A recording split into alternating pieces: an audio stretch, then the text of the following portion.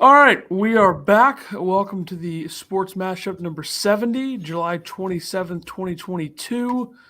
Wednesday, Tuesday, whenever you're listening, this doesn't matter. Either way, it's number 70, and there's a lot that has gone down in sports over this month of July. Not as much as maybe anticipated, I would say, but enough to come back and talk about some of this stuff. And we'll start in the NBA, where James Harden's taking a little bit less money, I would say, overall from what his option was. His option was 47.3 mil. He signs back in Philadelphia, 2 years, 68.6, which is rough math, 34.3. So that is less money by 13 mil.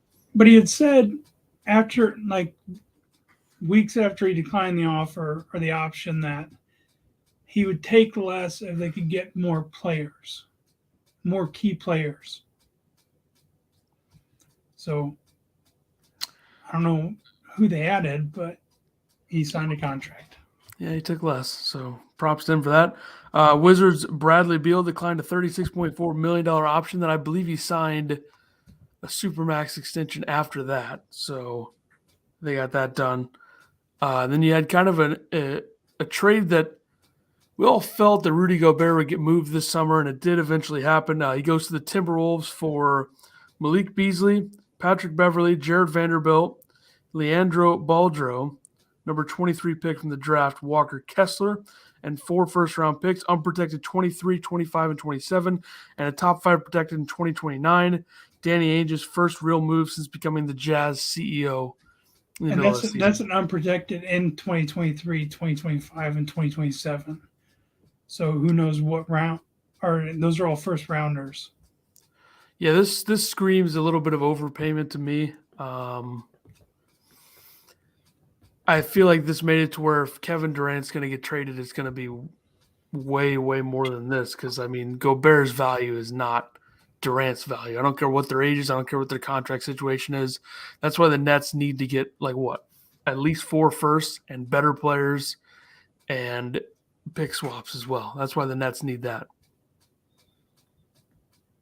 And then what? In the Warriors, was it Kevin Looney, right? Kevon. 3-year, $25.5 million. And they had Dante DiVincenzo, 2-year, $9.3 million. Couple quality moves, no doubt.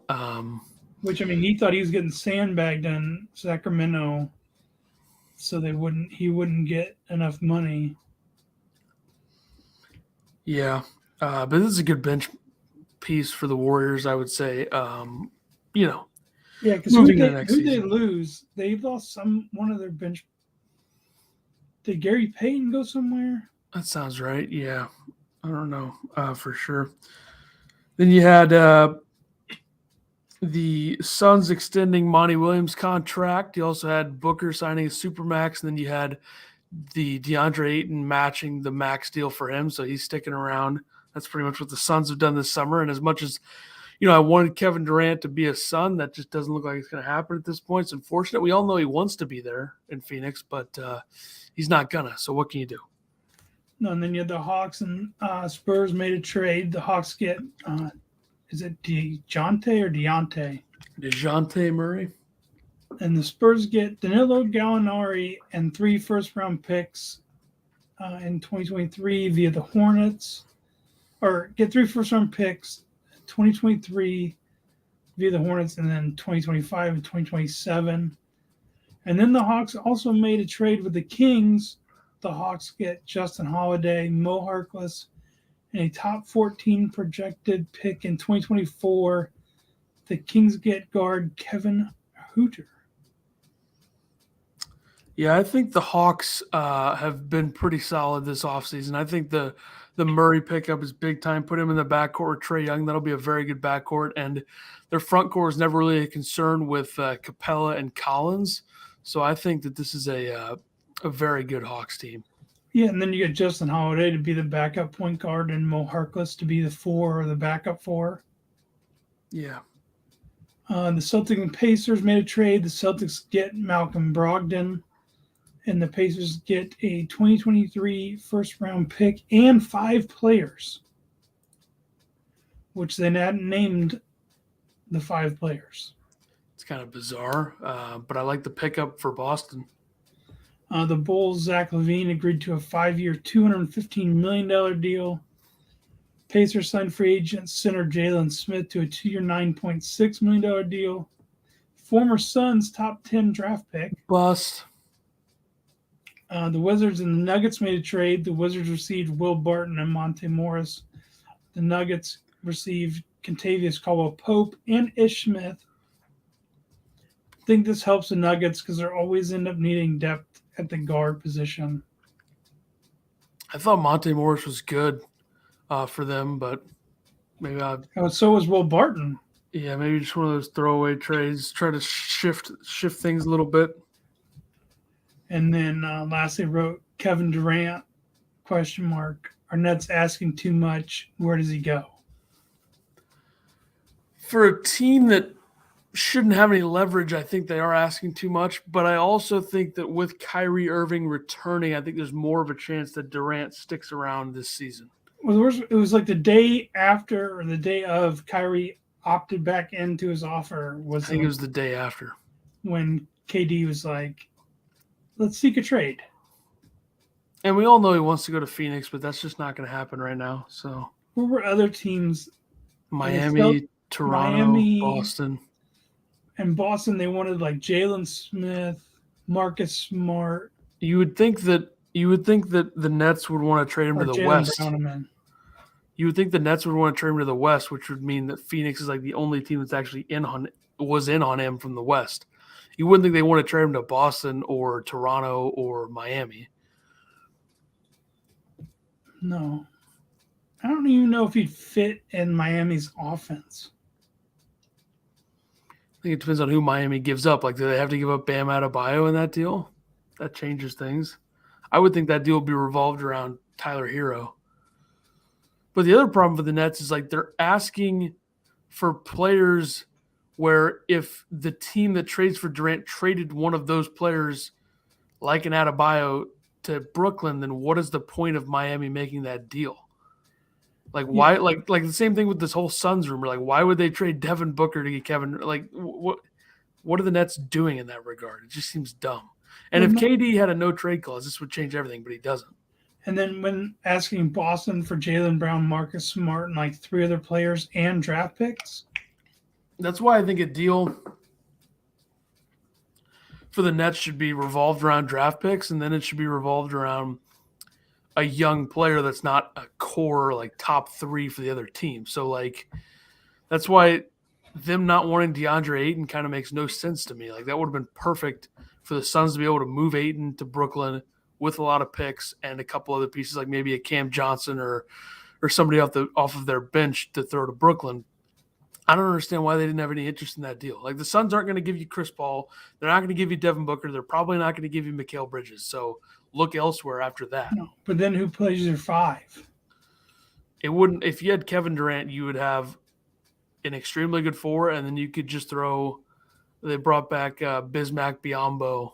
He could play the 5. I mean, or they play a small lineup and have Durant guard the 5, which probably wouldn't happen often. But I just don't think that would matter that much for them because, like, look at the Warriors. Have they ever had like a high level center in the championships they've won? No, they had Looney and Andrew Bogut. That's it. Yeah. Neither of those guys is high level. They play their role. That's all you need. Protect the glass, get rebounds. Yeah, and Bogut could shoot mid range. Yeah, like that's like the Rudy Gobert trade. Like he can't shoot mid range. You already have Towns too. That's a bizarre move for Minnesota. Like you're basically making Towns the 4. I think that makes it easier for Towns, but still, It opens them up for him to play inside and outside. All right, final question in the NBA. Does Donovan Mitchell get traded within this month of August? I don't think so. I think they were, that was between either Rudy Gobert or Mitchell going. And it seems like things are picking up a little bit with the Donovan Mitchell thing. I think the only place that Donovan Mitchell gets traded, if he does get traded, is the Knicks. And I don't think the Knicks are willing to pay as much as the Jazz are going to want for him because here's the problem with the trade for Gobert is, don't you think that that's too much to give up or to get for Gobert to where your asking price for Mitchell is going to be even higher, which is just absurd. So, like, if you're the Knicks, you're giving up Emmanuel quickly, probably. You're probably giving up do they move Julius Randle in this deal? Because Julius Randle's not that good of a player anymore. Then you're moving a ton of picks, which you don't know how good the Knicks are going to be. A backcourt of Brunson and Mitchell would be good, but how good would it make the Knicks? So, like, I think the asking price is just going to be so high. That's the only reason he's not going to get moved. Because I think the Jazz would like to move him. Yeah, I don't know. I don't have any inside sources on that, but it's just a guess. All right, let's go to the NFL. Training camp starting up this week. You had, I think we might have already covered this last time. Bengals running back Travion Williams co-teaching a class on NIL athlete advocacy at Texas A&M's law school. So that's good, no doubt. Those are important things, especially with the shifts that we're having in college sports these days, no doubt. That was when we brought up on the golf course after we did an episode. Oh. You also had the Bengals trading the Browns, same division, same letter, same state, all the same thing. The Browns trading Baker Mayfield to the Panthers, 2024 conditional draft pick. Panthers are only paying $4.85 million of his salary. Browns are paying $10.5 million. Felt like this was always going to happen at some point. I kind of thought Seattle would be the team that gets Baker, but we have Browns-Panthers week 1. Yeah, and with the Panthers last year when they traded for Sam Darnold, week 1 was against the Jets. Yep. Now, the unfortunate part is that both of those games are in Carolina, so we're not going to see Baker return to Cleveland. Correct. So, Heinz Field renamed Acrisure Stadium, which is just atrocious. I don't care what anybody thinks. That is atrocious. Oh, and Pat McAfee, he's trying to buy the Heinz bottle.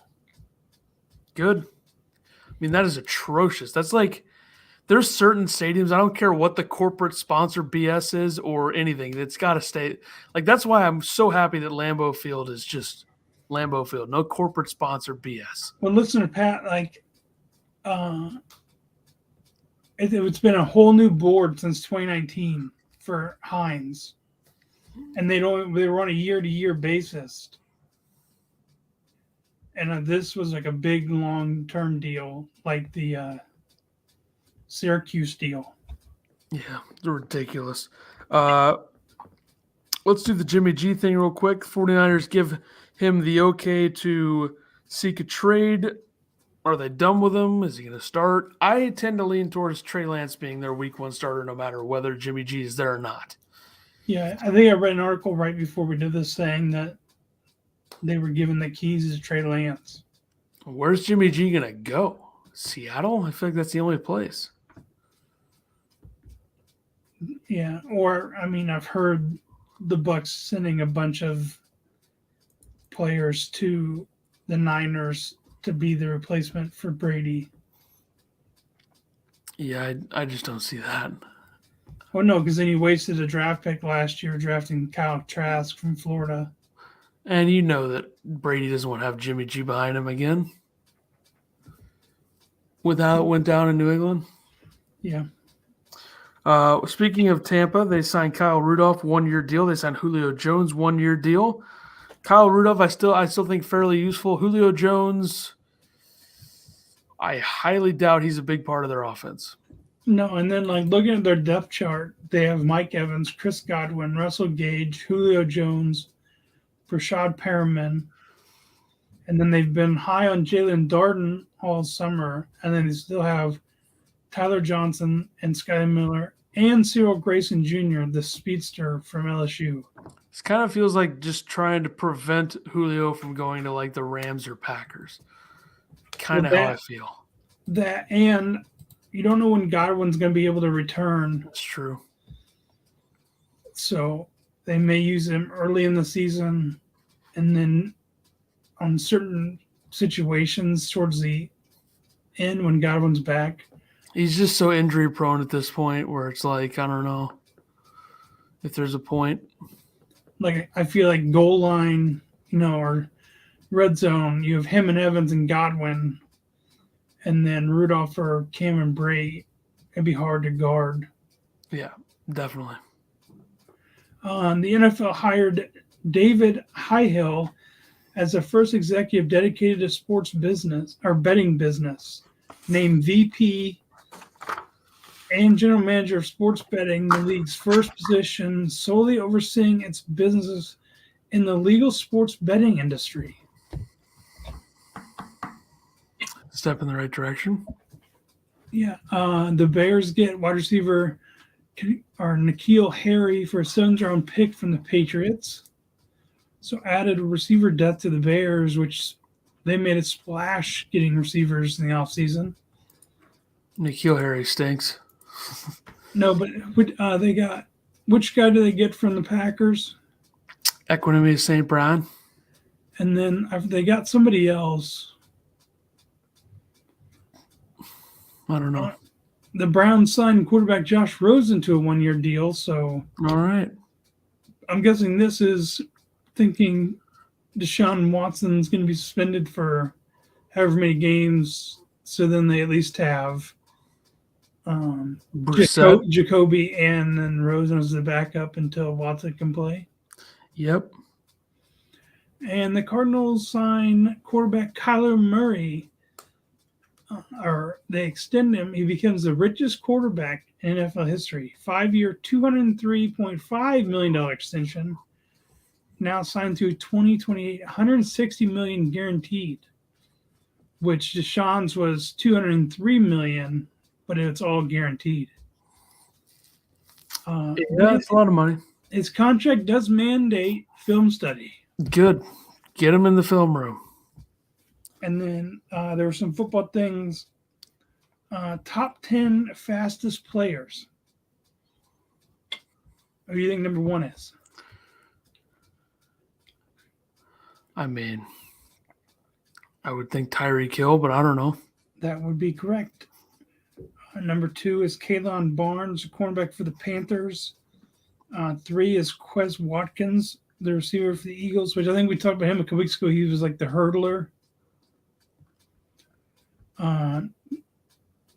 4 is Jameson Williams, which I can't believe they put him at 98 when he tore his ACL in the championship game and hasn't played. It's true. 5 is Jalen Waddle. 6 is Nicole Hardman. 7 is Marquise Brown. 8 is Tariq Woolen, cornerback for the Seahawks. Then Lamar Jackson, Anthony Schwartz, wide receiver for the Browns. Marquise Goodwin, wide receiver for the Seahawks. I mean, he was a track star at Texas. I think he won state every year in high school. And last was Javelin Guidry, cornerback for the Jets. All these guys are from 99 to 96 speed rating. It's pretty fast. And then 2022 NFL record predictions. Who do you think they have winning the AFC West? Chargers are a hot pick. They have the Chiefs at 11-6. The Chargers are 11-6, making the wild card. The AFC North. Cincinnati. They have the Ravens at 12-5. The Bengals also at 12-5. So the Bengals getting a wild card. The AFC South. Indianapolis. Yep, at 9-8. The Titans are 8-9. The AFC East. Buffalo. Yeah, what do you think they predicted their record? 14-3. Close. 15-2. All right. And then the Patriots at 10-7, making the third wild card spot. NFC West. Rams. Correct. And then the Niners at 10-7, being a wild card. NFC North. Green Bay. What do you think their record? 12-5. Close. 11-6. Mm. Who do you think they have second in that division? Should be Minnesota. Oh, they have the Lions. That seems a little ridiculous. at 8-9, the Vikings at 8-9, and the Bears at 4-13. I like that. That would be best case scenario for me, probably. NFC South. Tampa.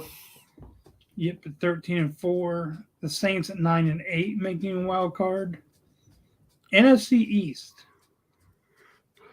Oh man. People seem to think Philadelphia is going to be good, but I'm going to say they went Dallas. They went Philly at 11-6. Oh my God. Cowboys at 10-7, making the wild card. Washington at 7-10, making a big drop since they've been the wild card team in that division. And Carson Wentz going there must have dropped their numbers down. Probably so.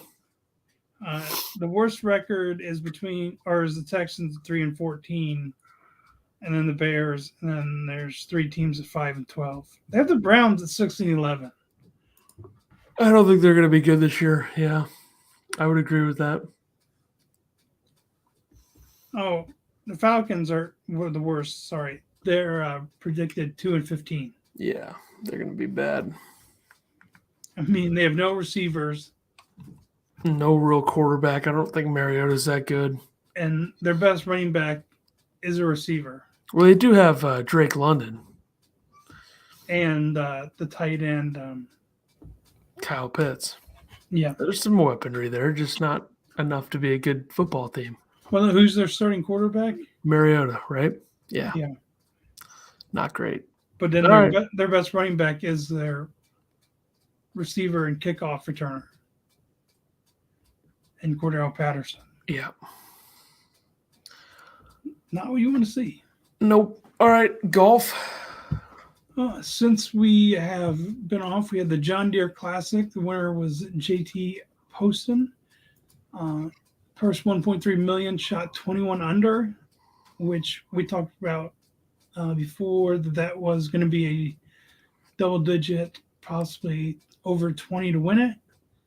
The Genesis Scottish Open, defending champion Minwoo Lee at the Renaissance Club in North Berwick, Scotland. The winner was Xander Schauffele, shot 7 under, won 1.4 million. Barbasol Championship, defending champion Seamus Power at King Trace Golf Club in Nicholasville,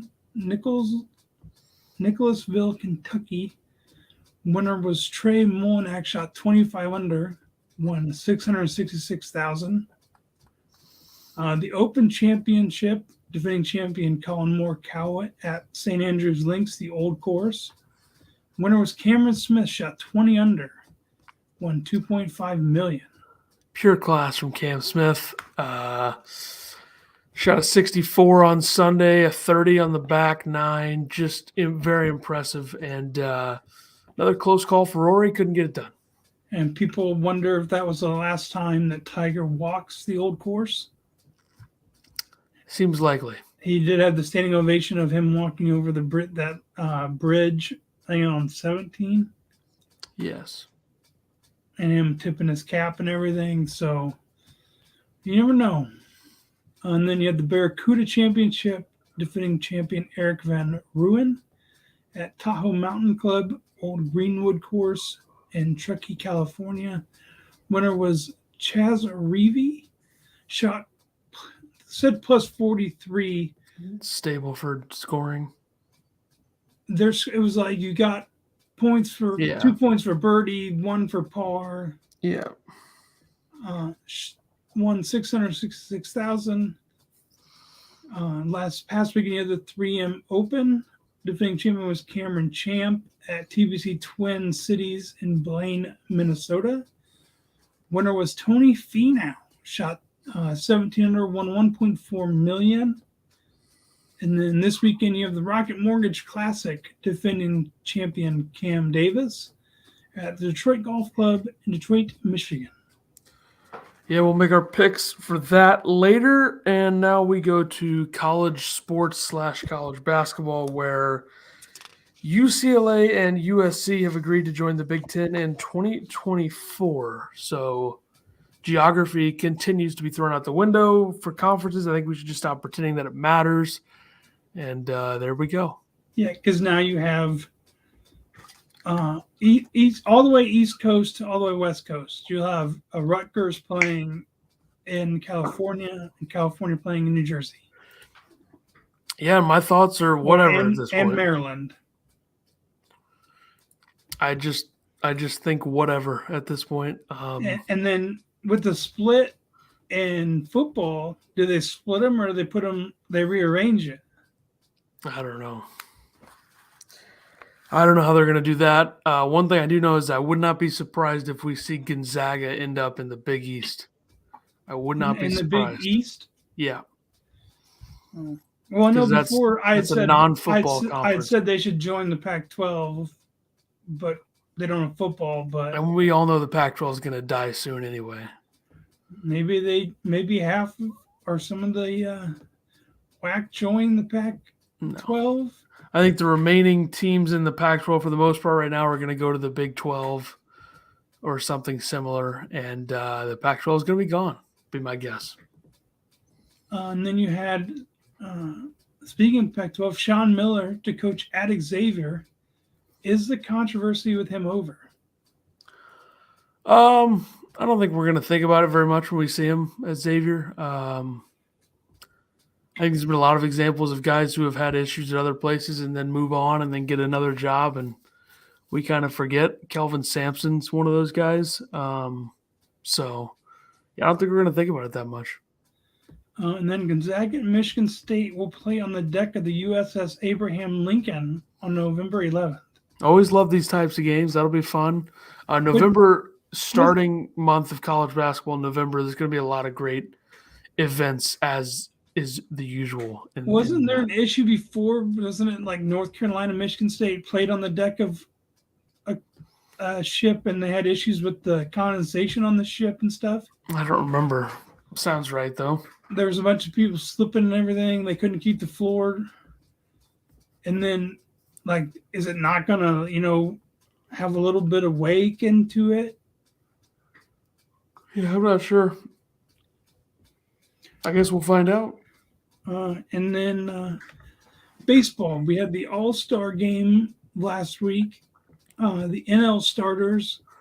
Catcher was Wilson Contreras from the Cubs. First base, Paul Goldschmidt from the Cardinals. Second base, Jazz Chisholm Jr. from Miami. Third base, Manny Machado from San Diego.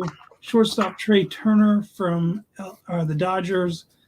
Outfielder, Ronald Acuna from the Braves. Jock Peterson from San Francisco. Mookie Betts from the Dodgers. DH, Bryce Harper, Philly. Legacy selection, Albert Pujols from the Cardinals. And then the reserves, you had catcher Travis DeArnold from the Braves, first baseman Pete Alonso from the Mets, first baseman CJ Cron from the Rockies, second base Jeff McNeil from the Mets, third base Nolan Arenado from the Cardinals, shortstop Dansby Swanson from the Braves, outfield Kyle Schwarber from Philly, Starling Marte from the Mets, Ian Happ from the Cubs, Juan Soto from Washington, DH Wilson Contreras from the Braves will start, or he did start for DH for the injured Harper. Contreras brothers both to start, first brother pair since the Alamo brothers in 1992. Starting pitchers, Sandy Alcantara from Miami, Corbin Barnes from Milwaukee, Joe Musgrave from San Diego, Max Fried from Atlanta, Tony Gonsolin from the Dodgers, who blew the game, Luis Castillo from Cincinnati, Clayton Kershaw from the Dodgers, which I don't know how he got the start over Alcantara. Relievers, Josh Hader from Milwaukee, Edwin Diaz from the Mets, Ryan Helsley from the Cardinals, David Bednar from Pittsburgh, and Joe Maniply from the Diamondbacks.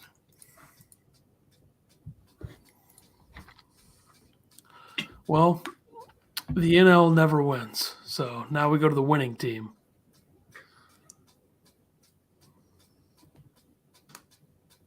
And I got to read it. I forgot. Sorry. American League. All right. Starters. Catcher, Alejandro Kirk from the Blue Jays. First base, Vladimir Guerrero Jr. from the Blue Jays. Second base, Jose Altuve from the Astros.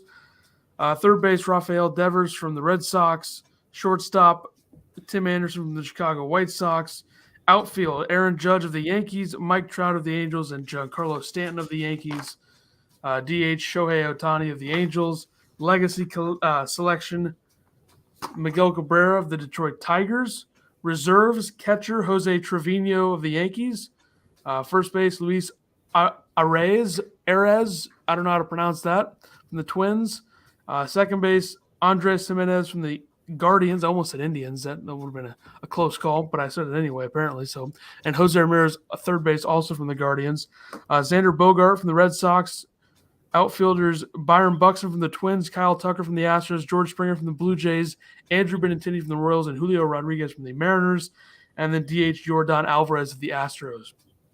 Starting pitchers, Shane McClanahan from the Rays, Justin Verlander from the Astros, Alek Manoah from the Blue Jays, Nestor Cortez from the Yankees, Garrett Cole from the Yankees, Shohei Ohtani from the Angels, Paul Blackburn from the Athletics, Martin Perez from the Rangers, future Cardinal probably, Framber Valdez from the Astros, and then relievers, Clay Holmes from the Yankees, Emmanuel Clace from the Guardians. He was from the Rangers to the Guardians, the Corey Kluber trade, by the way. Jorge Lopez from the Orioles and Gregory Soto from the Tigers. All right. Yeah, a lot of Astros and Blue Jays and Yankees in basically the AL. Yeah, that is true. Home run derby. Pete Alonso lost in the second round to Julio Rodriguez, 31-22. Ronald Acuna Jr. lost in the first round to Pete Alonso, 20-19. Albert Pujols lost in the second round to his future teammate Juan Soto, 16-15. Juan Soto won. Kyle Schwarber somehow lost to Pujols. I think he threw that in the first round. Julio Rodriguez lost in the finals to Soto. Jose Ramirez lost in the first round to Soto. Seager lost in the first round to Rodriguez. And Soto defeated Rodriguez in the home run derby final round. Yeah, Soto had the advantage that he batted second in every matchup. Yeah, so he knew what he had to beat. Yeah. As like every round he won was by one. Yep, that is true. All right. While we were gone, also, Nolan Arenado hit for his second career cycle. RBI triple in the first, two-run homer in the third, double in the sixth, single in the eighth. This was against the Phillies at Citizens Bank Ballpark, of course. Then you also had Albert Pujols passing Stan Musial on extra base hit list for the, I guess, is that Major League Baseball or for the Cardinals? One of the two. I think it's Major League Baseball. Pretty good. Giants signed reliever Trevor Rosenthal, 1 year, $4.5 million. He hasn't pitched in the majors since 2020. Good signing, I think. D-backs, DFA, Dallas Keuchel after 4 starts. He was DFA'd by the White Sox already before this. Did he end up signing, I think, with the Rangers, I want to say? So he's going through all the teams here this season. So Keuchel remains, Yeah, I mean, ex-Cy Young winner. Yeah. And then the Braves pitcher Spencer Strider struck out 12 with 2 hits through 6 and a tough extra inning loss to the Cardinals. First rookie since 1900 with at least 11 strikeouts and 2 or fewer hits in consecutive outings. He struck out 11 with 1 hit in his previous start versus the Reds. He has struck out 102 and 65 and 2/3 innings this year, the 4th most strikeouts in a pitcher's first 8 career starts in the past 30 years. And then the Washington outfielder / Juan Soto declines super deal from the Nationals. So what happens? Where does he go? Okay, so there's a couple ways to approach this. There's the thing, the top 5 landing spots was 1, the Cardinals, 2, Dodgers, 3, Yankees, 4, Giants, 5, Mariners. So I look at this in 3 ways. Number 1, I think the Cardinals are well positioned, as the articles have all stated, if they wanted to do so with the amount of high-end prospects they have, whether it's Jordan Walker, Mason Wynn, Michael McGreevy, Tink Hence, Alec Burleson. The list goes on with that. but I don't think the Cardinals do it. I don't think that that's something that they would do. I think I know them well enough at this point and how Mozeliak does his job that this will not happen. Number 2, I think the Mariners are going to be very aggressive to try to get him. And number 3, I ultimately think that he ends up with the Padres, and I wouldn't be surprised if it was within the next week or in the winter. I think the Padres get him. That's the bottom line for me. Yeah, so I mean that one trade proposal we had seen was for Carlson, Jordan Walker, Liberatore, Mason Wynn, and Michael McGreevy.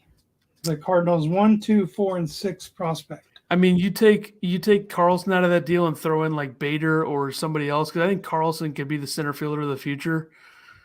I'm fine with that deal because like Juan Soto's 23-year-old superstar. He's got 2.5 years of control, generational talent when it comes to hitting. Like to have those good of numbers at this young of an age already is impressive in this day and age of baseball. So I would definitely do that deal if it didn't include Carlson. Yeah, like I said, you put Newt Bar in there, but it just sucks like giving the pitching because we lack that, and then having those top prospects would be nice to still have in Liberatore and McGreevy. Yeah, I agree, but at the end of the day, if it's somebody like Juan Soto, you got to do it. But when have the Cardinals ever shown a willingness to move multiple top prospects for one guy? Mm-hmm. They didn't do it with Goldschmidt. They didn't do it with Arenado. I mean, the closest thing, like Ozuna, they gave up Alcantara and Gallen, who both have ended up being very good starters. So I just don't see it happening personally. Even I'm not going to get my hopes up. Even if you took some of those prospects out and you put like Dickerson and Newt Bar in there. The Nationals are saying no to that. Well, no, I'm just. They're going to be like the Nets here. Except I think they're a little bit more motivated to trade Soto than the Nets are to trade Durant. And then you had pitchers with sub 1.8 ERA in 130 plus innings in their first 18 games this season. Greg Maddux had a 1.64 in 98. Randy Johnson had a 1.77 in 2000. Pedro Martinez had a 1.38 in 2000. Wainwright had a 1.79 in 2014.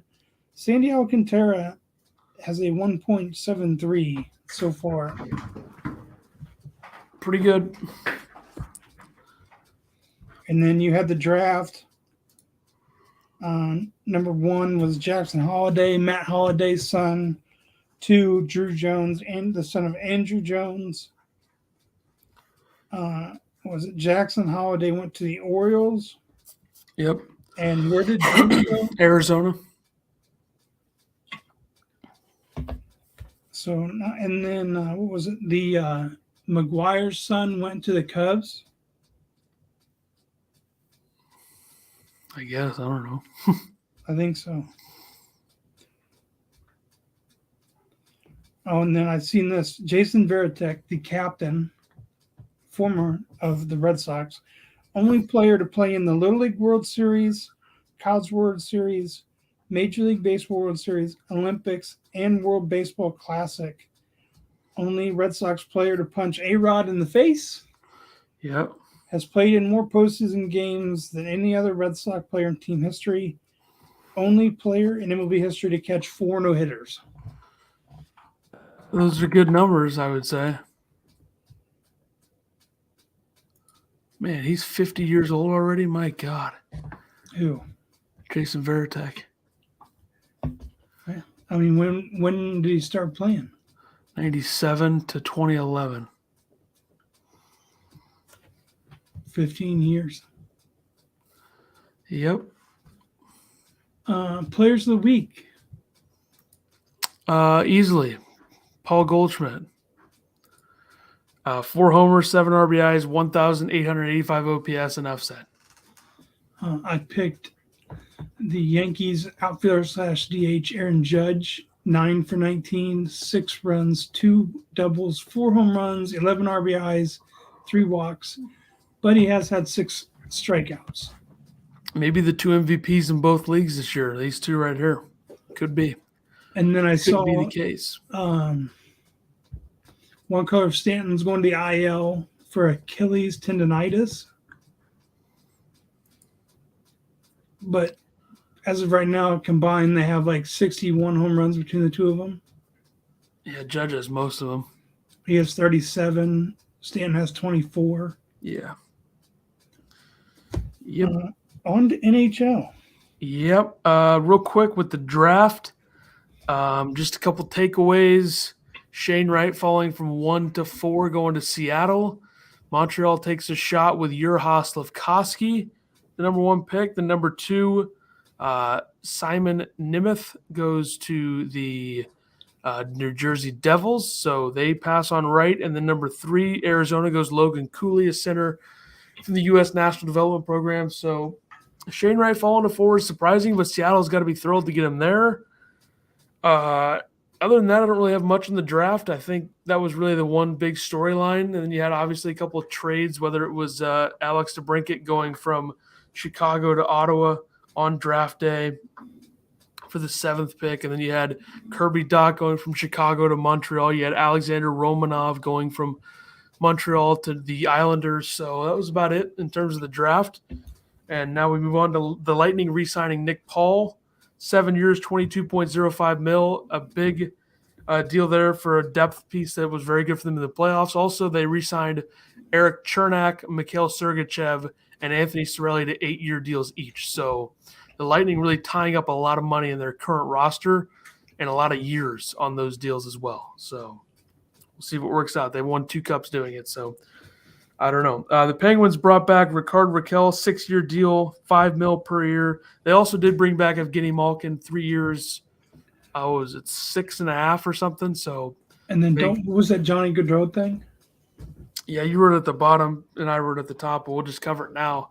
Johnny Gaudreau, the top free agent, 115 points last season, signing with the Columbus Blue Jackets, 7 years, $9.75 million per year on that deal. So, pretty big deal. The Avs Cup champs, they re-signed Valeri Nichushkin, 8-year extension worth $49 million, so a big deal for a guy who had a breakout season after being a first-round pick that struggled in Dallas before getting to Colorado. You had goaltender Darcy Kemper signing with the Washington Capitals after winning a cup with the Avalanche, 5 years, $26.25 million, which is $5.25 million a year. You had the Sharks hilariously hiring David Quinn as their head coach, previous Rangers coach from 2018 to 2021.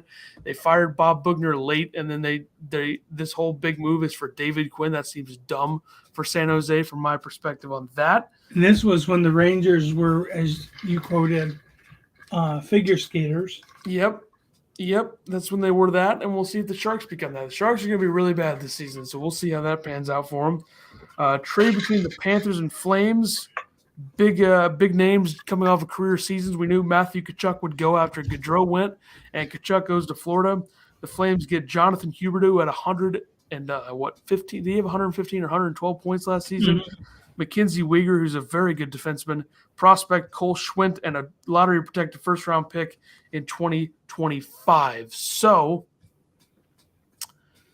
a crazy deal. Like one of the biggest deals that we're going to see in a long time. We get 2 100-point guys getting traded for each other coming off of that 100-point season. So we'll see what happens with Huberdeau and Weegar. They're both UFAs after this year. The Panthers locked in Tkachuk for 8 years, $9.5 million per year. So I like the deal for both sides, but I like, especially for Calgary, from what they're able to get after being stuck in that situation. They can still contend now, bring in Weegar, who's instantly going to become their first or second best defenseman, and Huberdeau's instantly going to play with Elias Lindholm on the top line. Yeah, and then like you said with the Avs, like they're planning on trying to run it back. Other than Nishkin, they signed Aturi. Lehkonen? Yeah, 5 years, 4.5 a year. Josh Manson, 4 year, 4.5 a year. Andrew Coughlin, 1 year, 1.25. And Darren Helm, 1 year, 1.25. I wouldn't be overly surprised if they made a trade or two to get some cap space to re-sign Nazem Kadri. He's pretty much the best free agent left right now, him and John Klingberg. So I wouldn't be that surprised. You also got to remember that Nathan McKinnon's going to get an extension within the next year. So that's another thing they got to think about. And once they get that done, they have him, Rantanen, and Landeskog locked down for a while, and Makar. So, yeah, they'll be good for a while. And losing Kemper's kind of big.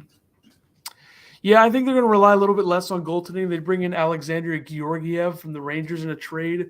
So I think you're going to have a 1-2 of Georgiev and Francouz, which isn't great, but the team in front of them is so good. I don't think it's going to matter that much in the regular season at least, but I don't know how it'll translate to the postseason. They pretty much have a 1B, 1C. So like there's not really a 1. It's like they're both fringe starters. Like neither of them is a set in stone starter or set in stone backup. Neither of them is that. Yeah. And then you kind of predicted this. The Bruins hire 53-year-old Jim Montgomery as their new head coach, former assistant for the Blues. Yeah, this always felt like the right move, I would say. I think it kind of would have been a little bit disastrous if they hired David Quinn out of all this, to be honest. Montgomery was very good in Dallas before he got let go due to some personal issues, and pure class in St. Louis, did his job, did really well with the Blues power play, and I think that he deserves another chance here, and he gets it in Boston. Good spot for him. I think this is a great hire. We'll see what happens with Pasternak, but it looks like Bergeron's going to be coming back, and Krejci's probably going to be coming back, which makes me wonder, was there something between Bruce Cassidy and the players? Like, I feel like that's probably a real thing. I know it's been talked about a little bit, but that feels like it was probably legit. Yeah. And now, like, people talk about how good the Bruins power play is, and then imagine Montgomery coming into that. And imagine if they would have given Torrey Krug the money that he deserved to. That'd be crazy. But, I mean, they could get him back. The Blues are kind of exploring the market, maybe trading him. I don't know if that'll happen this summer or next summer, but you never know. I'd be furious if they traded him this summer, but that's a whole different thing. Let's go to the picks because we already covered Malkin and Gaudreau. So we'll move on to the picks. I guess I was 5-3 the last episode we did. I don't even know if that's the right number, but that's what's on my paper. Oh, we didn't do picks. Okay, yeah. I was 5-3. I was 5-3, number 68. Yeah, because I was 7-2. Sit at 454 and 348. I don't think I wrote my number down. So I guess we'll just start with the golf Rocket Mortgage Classic. Yeah, I'm 437 and 345. So my 3 to win. Will Zalatoris plus 1,200, Cameron Young plus 1,800, Keegan Bradley plus 3,500, top 5, Patrick Cantlay plus 190, top 10, Max Homa plus 170, top 20, Kevin Kisner plus 170. All right. So I am – those were your – okay, so you did all yours. Okay. My winners, Will Zalatoris plus 1,200, Sahith Theegala plus 4,000, and Davis Riley plus 4,000. Top 5, friend of the show, Max Homa plus 350. Top 10, friend of the show, Kevin Kisner plus 650. Top 20, defending champ, Cam Davis plus 170. I was tempted to look at a couple other names for this. Joel Damon played pretty well a few weeks ago, or he played well at the U.S. Open, I should say, but I went elsewhere with that. But that's what we're going to go with. And then we also have Major League Baseball picks for Wednesday. That kind of helps his game, though, at like the Open and the links course, because Joel Damon's not like a power hitter. No, he's not a long drive guy. So playing on a links course where the ball will run out helps his game. Yeah, I agree. Major League Baseball. Yeah, for Wednesday, I got the Padres minus 130 over Detroit. The Angels plus 100 over the Royals, only because the Angels pitcher is making his first start, and his name is Jansen Junk. I like that. I wonder if he throws some junk balls. He might. The Giants minus 130 over the D-backs, the Rays minus 125 over the Orioles, and the Red Sox minus 130 over Cleveland. All right. I am going with the Braves minus 150 at the Phillies. I'm taking all road teams. I'm going with the White Sox minus 135 at the Rockies. I'm going with the Marlins plus 130 at the Reds. And then I have the Cardinals without Arenado and Goldschmidt plus 185 at the Blue Jays, and the Guardians plus 110 at the Red Sox. So why do you always do this? You always pick the Cardinals and they lose. You said you were going to quit doing it. I think this is going to be one of those things where they win both games without Arenado and Goldschmidt. So, call me crazy. The I'm only just baseball one we have that was different was the Red Sox Guardians game, and then neither of us picked the other four together. I mean, we have minds that think alike sometimes in this scenario. That's what happened. That's what went down. So, all right, we're back to normal Wednesdays. So we'll see you next Wednesday for number 71 of the Sports Mashup, the first one of August as we inch closer to the NFL season, which is really the only exciting part in the sports season for me at this point. But whatever, we'll get into it, and we'll see you next week for number 71.